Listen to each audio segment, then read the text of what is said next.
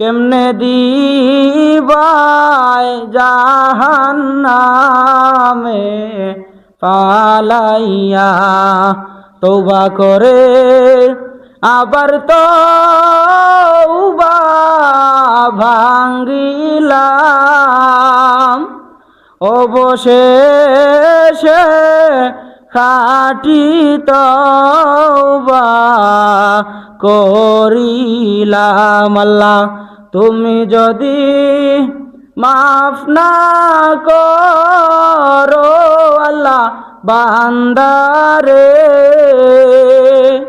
বলো বলো বান্দা যাবে কার দ্বারে। আল্লাহ স্যার আর কারো কাছে যাওয়ার সুযোগ আছে আপনার আমার?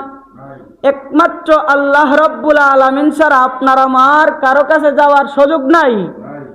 এই জন্য আল্লাহ রব্বুল আলামিন পবিত্র কোরআনের সূরা আনফালের 2 নং আয়াতের শেষাংশে বলেন, ওয়া আলা রাব্বিহিম ইয়াতাওয়াক্কালুন। আল্লাহ বলেন প্রকৃত মুমিন তারাই হবে যারা সব সময় সর্ব অবস্থায় আমি আল্লাহ রব্বুল আলামিনের উপর ভরসা